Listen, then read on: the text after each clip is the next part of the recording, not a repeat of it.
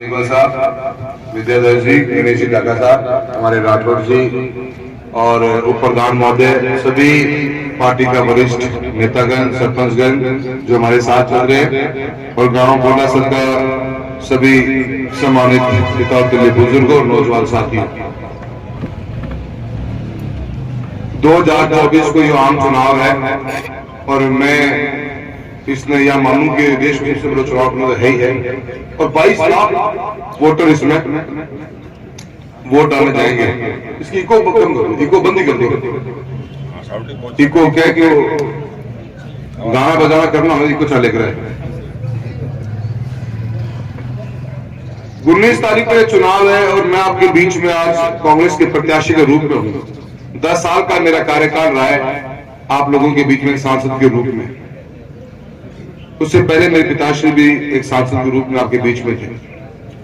बहुत साफ सुथरी राजनीति करी है। मैं थरसारन फतेहाबाद आज के हालातों में आज 22 दिन पहले मैंने भारतीय जनता पार्टी छोड़कर कांग्रेस पार्टी का परिवार का हिस्सा बना हूं और 22 दिन पहले तक मेरे ऊपर कभी भी कोई बात को लाश नहीं लाते। मेरे मुंह से कभी आज तक कोई गलत शब्द निकले को नहीं। मैंने आज तक कोई स्टेटमेंट जाति पार्टी को कौन दी, पर 22 दिन में मैं भारतीय जनता पार्टी की वॉशिंग मशीन में बाहर आ गया हूं और बाहर आए बाद में मेरे में सारी गंदगी धरती मेरे पर लग गई। आज तक भी मैं 10 बार चैलेंज कर चुके हूं, मैं ठीक हरगांव चैलेंज करूं, मेरे द्वारा बोला गया एक भी जाति के बारे में नाम बताओ, या मेरा नाम बताओ, मेरा स्टेटमेंट दिखाओ, मेरी वीडियो दिखाओ जहां मैंने किसी भी मंच या बंद कमरों में कभी जातियों की बात करी।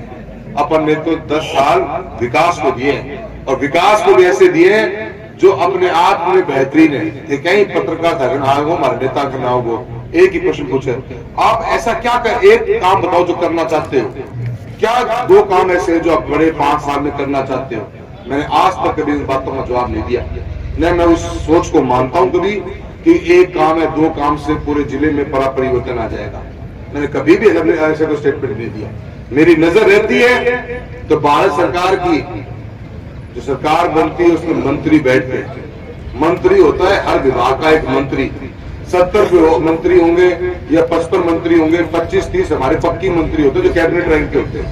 अपन तो ये मान के चलते कि हर मंत्रालय के पास में खुद का कोई न कोई बजट पक्को पे पाओगे, कोई स्कीम पाओगी, कोई योजना पाएगी। अपन एक सांसद के रूप में उस विभाग से क्या निकाल के लेके आए, यही विकास मानता हूं मैं लोकसभा क्षेत्र में। इसलिए बीते हुए 10 साल के अंदर हर विभाग का काम किया है, चाहे रेल हो, चाहे हाईवे, चाहे स्कूल शिक्षा हो। लाइट गई के कोई नहीं, यही बोल दो, यही तेज है आवाज।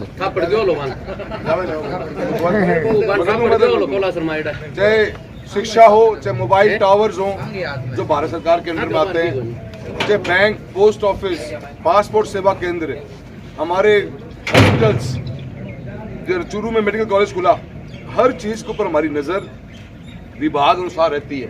जब बजट घोषणा होती है तब भी दिमाग ये चलाते हैं कि यार अब क्या नई घोषणा हुई है, बस ये घोषणा हो गई, लिख लो, लिखने के बाद में उस पर काम करो। नर्सिंग कॉलेज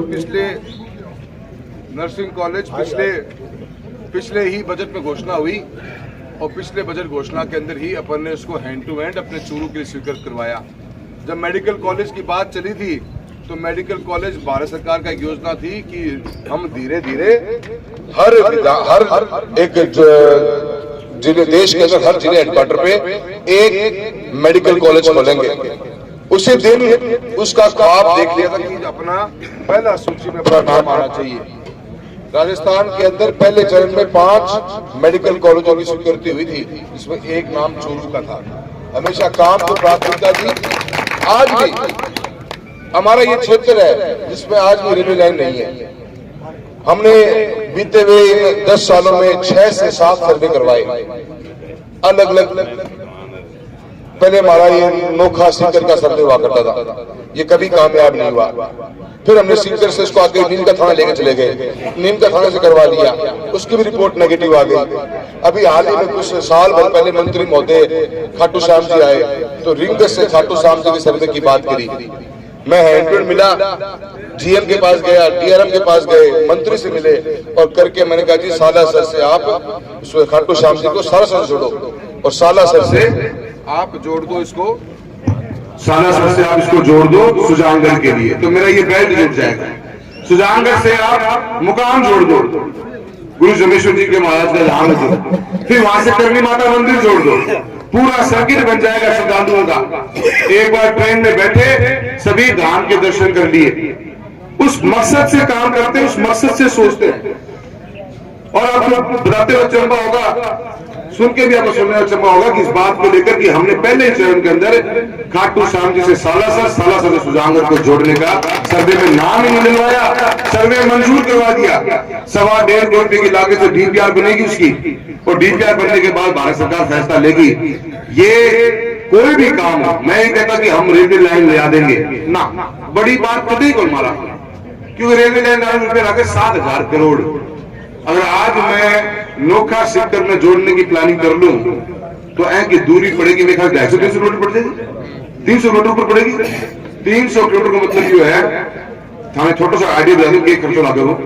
रतनगढ़ से चूरू की लाइन हम डबली कर रहे हैं, किलोमीटर पड़ा 45, ये बात है 45 किलोमीटर को टेंडर फिर है 480 करोड़ रुपया को, तो 10 करोड़ रुपया खर्चो तो बनान को हो गया, और 15 करोड़ खर्चो जमीन को अधिग्रहण को, 25 करोड़ रुपया है, 300 किलोमीटर जोड़ लो, उसमें बना 7,500 करोड़। तो आप ठीक तो लाभ होगी, कोशिश करा कि आप लाइन में खड़ा जावा। अगर सरकार दे रही है तो मेरी कोशिश रहेगी कि पहला सर्वे अगर पूरा कंप्लीट हो गया सरकार देगी तो सिक्कर नोखा को हम जोड़ने का काम करेंगे। आपको हमेशा अपन ने कोई भी काम किया, युवा साथियों, गांव का सभी 36 कौम का लोग बैठा हो, सांसद को पद कोई छोटो मोटो को नहीं हुआ है, या 22 लाख लोगों की आवाज दिल्ली में जाए, और दिल्ली ही कोनी थारी द्वारा चुने गए सांसद अगर सही तरीके से शिक्षित और क्वालिफाइड होता है, उसको दुनिया भर में जाने का बहुत मौका मिलता है। वो आपकी आवाज बनके, हिंदुस्तान की आवाज बनके जाता है बाहर देशों में, विदेशों के अंदर। और विदेशों की टीम जब लोग यहाँ आते हैं, उनसे ताल्लुक, उनसे मीटिंगें करनी, सब बातें करने में उसको रोल होता है उसका। आप ही की तो देर थी जब मैं सांसद बना 2014 के अंदर, 16 में संयुक्त राष्ट्र में बोल के आए, उस दिन रोंगटे खड़े हो गए तो बैठा हूं वहां पे, क्योंकि ये पद जिम्मेदारी का है, पद शिक्षा का है, पद क्वालिफिकेशन का भी है। ये आप एक अलग लेवल पे डील करते हो। आज भारत सरकार की कोई मंत्रालय की मीटिंग हमारी होती है तो हम टॉप अधिकारियों से, टॉप सिस्टम से मुलाकात करते हैं। मैंने कभी भी जाति पातियों का सहारा नहीं लिया, ये लोग कहने को बहुत करते हैं। और आप देख लो भाजपा वालों के ड्योज के भाषणों को बोलना पड़ता है कि मैं फला जाति को हूं, मैं उम्मीदवार में बोलना पड़े तो डेली बोलना पड़े। मैं तो आज तक देखो बोलियो, आप तो अपने काम के नाम पे वोट लेना चाहते हैं, भाईचारे को बना के लेकर चलना चाहते हैं। और ये बात सही है कि एक सोच के प्रति खिलाफत करते हैं, उसका विरोध करते हैं और जनता को जागरूक करते हैं कि ये लोग सालों साल तक आप लोगों को बेवकूफ बनाते रहे। इनकी मंशा, इनकी सोच, ये जातियों में घेरना चाहते हैं और खुद को बस देखना नहीं चाहते। पूरे सिस्टम को उन्होंने अपने कब्जे में कर रखा है, दबा के रखा हुआ है। दबने का टाइम चला गया, झुका मांगा तो उसे थारा आ गया, क्योंकि बोल रहा थे दो थारे बोर्ड की ताकत है। ताकत कितनी है? गैर गांव में चले गए, मैं थारे गांव में आ जाऊं, मैंने कोई भी आदमी खड़े गैस के एमपी साहब इनका अजय तक देख लेगा, तू को मैंने देख लूंगा, मैंने कुल के देख ले भाई, पर मन ने पता था देश लो क्यों वोट है ऐसे देखो, और थारे वोट ताकि थारे को ले जा, फिर मैं गांव का नहीं काम करूंगा, मैं क्यों आऊँ गाँव में, मैं क्यों आऊँ भाई? थारी ताकत तो वोट ही तो है। अगर मैं थारे दिल न जीत पाया, थारो काम नहीं कर पाया, हमारा व्यवहार ठीक नहीं रहे हो, मैं भ्रष्टाचारी रहा थे, हमारे गांव में कॉम्पिटेंट दबल है। और ताकत थारे वोट की हो, कुछ लोग साथ आ रहे हैं जो है ताकत में खत्म करना चाह रहे हैं। ये ताकत तो खुद के नाम चाह रहे हैं कि कौन है प्रजातंत्र में के वोट है, मैं बोलूंगा यो बनेगो, मैं बोलूंगा यो हटेगो, मैं बोलूंगा यो जीतेगो, मैं बोलूंगा यो हारेगो। सारी बोलचाल बंद होना लग रही है, 19 तारीख आने लग रही है, बोलोगा सिर्फ थे और एक विरोध खुल के कहा, कोई जाति पाति की बात नगर करी।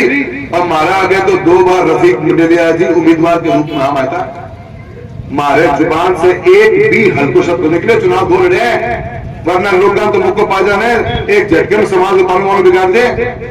हमारे पिताजी साहब कभी बात घर बुला के कि चुनाव लड़ने जा रहे हैं, लोग बहुत कोशिश करेंगे, अपना चुनाव का परिणाम कुछ भी हो पर भाईचारा नहीं बिगड़ना चाहिए, ये कलंक माथे पर रखना नहीं चाहिए। अपने को समाज को मुट्ठी में बांध के चलना है। आज उनके खिलाफ बोल दो तो जाति पाति होगी, हद होगी। तो यूं तो सारा बहुत गलत लियो ने, और रोज रोज सुनने लग गया किसी की भाषा का प्रयोग होने लग रहे हैं। ये चलते चलते बाजार में सुजानगढ़ में भाषण देके चला गया कि हमारी फोटो की माला पहन के जब विधायक चुरू घूमने गांव में, जब विधायक बनया, यह क्या सोच है? ऐस सोच के साथ कि हमारे बच्चा आगे ले जाना। इतनी हल्की बात कहने के बाद में वह यह उम्मीद रखे तुम बांध के बोलो मत, खुल क्या बोले ना, भारी विरोध करना। थारी सोच के कारण कि जिले को तालो बार खा करने को काम करना रहे हो, कोई मुद्दे को नहीं, न कोई मुद्दे की बात करें। ले पर्ची पकड़ा दे उम्मीदवार में, कहते मैं तो गरीब हूं, गरीब नाम का वोट मांग दे। 1960 को रेडियो बाजन ला रहे हैं, गरीब हूं ऐसा वोट मांगो। केजरी को 8 करोड़ खत्म पड़े हैं, थे को गरीब रह गए। भाजपा कह रही कि 11 करोड़ लोगों को गरीबी से बाहर निकालते 10 साल में, उम्मीदवार कह रहे मैं गरीब बैठे हूं। आपा ये गोल गोल बातों में न घुसा, सही बात ने पकड़ा। बीते 10 साल के अंदर 98% की तो हाजिरी है थारे भाई की और थारे बेटे की पार्लियामेंट के अंदर, और 11,011 इन 10 सालों में 20,000 करोड़ रुपए से ऊपर का काम लोकसभा क्षेत्र के अंदर अलग अलग विभाग में करा के दिया है। उस बलबूते पे आपसे वोट मांगने, आशीर्वाद मांगने के लिए आया। और आज फिर चैलेंज करता हूं सोशल मीडिया मार्फत से, लोगों को भ्रमित ना करिए। बताइए कब मैंने कब कहा किस जाति पाति की बात करी, और आपके इतने गवाह के पास लिस्ट पड़ी है कि सोशल मीडिया में वायरल हो रही भयंकर। लोगों को ज्ञान मत दीजिए। और मैं बता दूं आपको है 101 नुस्खा है उनका किताब के अंदर, जो चुनाव में खराब है वो 100%। आपने ध्यान रखियो, भाईचारों बने रह जा, कदे कोई बात काट के लेके आओ, कदे कोई बात काट के लेके आऊंगा। इनके दिमाग में यह कल दे दियो भाषण, कल सुनिए होगा कि 35 साल का विधायक रहे हुए और मंत्री रहे हुए आदमी की यह जुबान हो सकती है। आप समाज में बच्चों को क्या सिखाना चाहते हो कि दारू का अड्डी भर लियो, लकड़ी का अड्डी भर लियो, देश में मजाक बन रहे थे। मैं तो पहले कह रही थी मजाक बनाऊंगा, तो खुद बना ला रहे थाने फैसलों करने वाला। मेरे युवा साथियों, शिक्षित हैं, पढ़े लिखे, जिम्मेदार है, और जिम्मेदारी निभाई है 10 साल तक, आगे भी निभाएंगे। हर आशीर्वाद चाहिए। सभा को बहुत बहुत धन्यवाद।